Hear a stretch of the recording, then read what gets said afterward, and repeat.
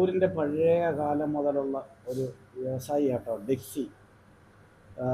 പണ്ടായിരിക്കുന്നത് പള്ളിത്താഴെയായിരുന്നു അല്ലേ? പള്ളിത്താഴെ ഇപ്പോൾ കടയുണ്ടോ? ഇല്ല. ഇപ്പോൾ ഇവർ ചെത്തിമറ്റല്ല അവരെ കട.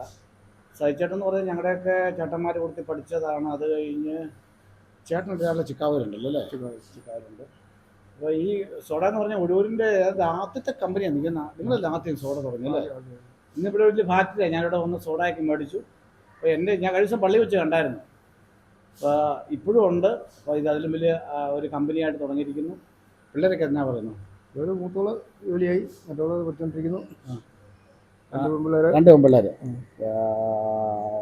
ഇപ്പം തന്നെയുള്ള ഇവിടെ ഉള്ളപ്പം വേറെ ആര് ചാച്ചനൊക്കെ മരിച്ചു പോയില്ലേ? ഇപ്പം നിങ്ങളുടെ ഇവിടെ വള്ളംകുന്ന് ജോമോൻ്റെ ഒക്കെ വീടിൻ്റെ അടുത്തായിട്ട് തൊട്ടപ്പുറത്ത്. അപ്പോൾ കണ്ടപ്പം പഴയ ഒരു വ്യാപാരിയാണെന്ന് വെച്ചാൽ ചെറുപ്പം മുതൽ നിങ്ങളൊക്കെ ചന്ത കിടന്ന് തുടങ്ങുന്നവരാ നമ്മളൊക്കെ അല്ലേ? ആ സ്നേഹം ഇപ്പോഴും നിങ്ങളിലുണ്ട്. കാണുമ്പോൾ ആ സ്നേഹം നിങ്ങളുടെ കയ്യിലുണ്ട്. അത് നമ്മുടെ ഗ്രൂപ്പുകളുടെയും നമ്മുടെ വെബ്സൈറ്റുകളുടെയൊക്കെ നമ്മളൊന്ന് കാണിക്കും കേട്ടോ. സൈസാറിനെ കണ്ടതിലും ഇതാ അവരെ കമ്പനി വലിയ കമ്പനി കേട്ടോ. ഞാൻ അതിൻ്റെ ഒരു ഭാഗം മാത്രമേ കാണിക്കുന്നുള്ളൂ. വളരെ സന്തോഷം. ഞാനിവിടെ സോഡയും ഇച്ചിരി ഐസൊക്കെ മേടിച്ചു. ഇവിടെ വന്നു കഴിഞ്ഞാൽ ഐസ്, നമുക്ക് അവിടുത്തെ ഐസ് സോഡയൊക്കെ കിട്ടുന്നൊരു പ്രധാനപ്പെട്ട കടയാണ്. ഇത് ഗോഡൗൺ അല്ലേ ഇതല്ലേ?